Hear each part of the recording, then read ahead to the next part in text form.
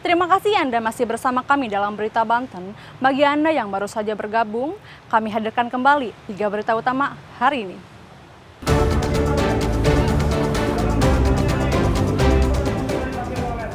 Masyarakat Pandeglang kembali tolak kerjasama pengelolaan sampah, warga buang sampah di kantor Bupati.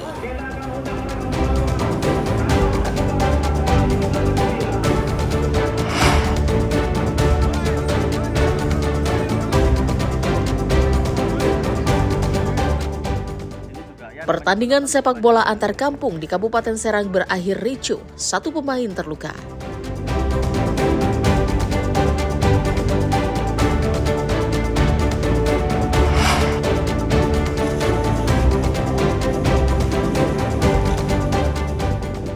Terbawa ombak, lumba-lumba hidung botol terdampar di pantai Sawarna.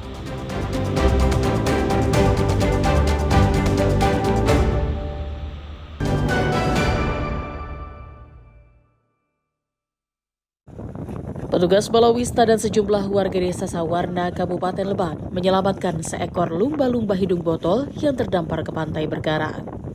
Warga berupaya membawa lumba-lumba itu ke perairan yang lebih dalam. Evakuasi berlangsung hati-hati karena lumba-lumba sudah lemah. Diduga lumba-lumba tersebut terpisah dari kelompoknya dan terseret ombak hingga ke tepian. Meski sempat dibawa ke perairan yang lebih dalam, lumba-lumba beberapa kali berbalik ke lokasi perairan dangkal, namun akhirnya lumba-lumba berenang menjauh. Warna ini saat ini kita menemukan mamalia laut yang terdampar. Ini seekor lumba-lumba yang terdampar di laut ini dari Pantai Berpari. Kita sudah coba melakukan evakuasi, dibawa lagi ke tengah sana, tapi dia balik lagi ke pinggir. Mungkin dia terpisah dari gerombolannya ya, atau dari rombongannya, atau mungkin dia dikejar ikan besar, karena kayaknya si lumba-lumba tersebut itu kayak stres gitu ya, kayak merasa sakit gitu ya. Kejadian lumba-lumba terdampar di pantai selatan Banten bukan pertama kalinya. Petugas mengimbau masyarakat yang menemukan hewan laut terdampar agar segera menghubungi pihak terkait. Ariel Maranus dan Sajiwa Pratama melaporkan dari Lebak. Rosipa Nurhima, seorang pelajar duduk di kelas 7 Sekolah Menengah Pertama 6 Tangerang Selatan, sudah sepekan lebih meninggalkan rumahnya. Orang tua menduga jika korban diculik oleh pelaku yang merupakan rekan ayahnya dan juga berprofesi sebagai pemulung. Peristiwa bermula dari perkenalan ayah korban dengan terduga pelaku. Pelaku kemudian meminta dicarikan kontrakan kepada ayah korban dan mendapatkannya di sebelah tempat tinggal korban. Seiring waktu, hubungan pelaku dengan keluarga korban pun berjalan baik, termasuk dengan korban. Bahkan pelaku mengiming-imingi ayah korban akan membantu memasukkannya ke sekolah SMP negeri. Namun di balik itu semua, diduga pelaku memendam rasa kepada korban, hingga puncaknya pelaku membawa lari korban pada hari Minggu, tanggal 3 Agustus 2025. Hal ini baru diketahui ayah korban yang baru pulang memulung dan diberitahukan oleh tetangga jika pelaku terlihat bersama korban pergi meninggalkan kontrakan. Pas jam 4 sore itu saya nimbang rongsokan, saya mulung gitu ya Pak, saya nimbang rongsokan.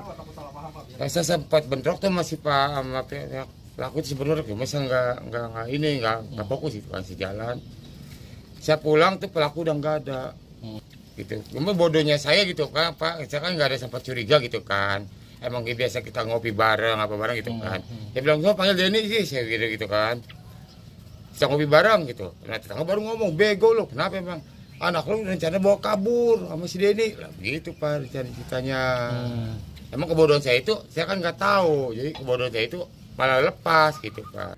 Usai peristiwa tersebut, keluarga korban dibantu dengan pengurus lingkungan telah membuat laporan ke polisi dan berharap anaknya bisa segera ditemukan dalam keadaan selamat.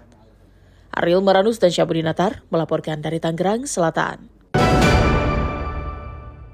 4 tersangka pengedar narkotika jenis sabu-sabu berinisial J, AF, Ki, A, dan MW dibekuk petugas di daerah Kabupaten Tangerang dan Tangsel, Provinsi Banten. Pelaku mengedarkan barang haram ini di wilayah Tangerang Raya dan Kabupaten Serang. Peran mereka akhirnya digagalkan Badan Narkotika Nasional wilayah Banten. Dengan gagalnya peredaran sabu-sabu ini, maka ribuan generasi muda dapat terselamatkan dari bahaya narkotika yang kini masih marak. Penangkapan para pelaku pengedar narkoba dilakukan pada bulan Juni dan Juli 2025. Dari keempat pelaku yang ditangkap, salah satunya seorang ibu rumah tangga. Para pelaku mengaku baru pertama kali mengedarkan sabu demi memenuhi kebutuhan hidup sehari-hari. Diketahui, jika barang seberat 1,1 kg sabu ini terjual, maka pelaku mendapat uang sebanyak 4 miliar. Setelah menjalani tahapan uji laboratorium dan positif mengandung metafetamin, barang bukti sabu-sabu akhirnya dimusnahkan petugas dengan cara di blender. Yaitu acara pemusnahan barang bukti 2 LKN. LKN pertama dengan barang bukti kurang lebih 100 gram lebih. Kemudian yang kedua 958 gram lebih. Jadi total 1.100 gram lebih dengan 4 tersangka. Ya, gitu. Oke. Perannya apa aja Pak tersangka ini Pak? Ya, perannya mereka sebagai pengedar. Makanya kita kenakan pasal 114. Kalau yang perempuan Pak? Sama. Akibat perbuatannya, para pelaku terancam penjara 15 tahun hingga seumur hidup. Ariel Maradus dan Rifki Nugroho melaporkan dari Kota Serang.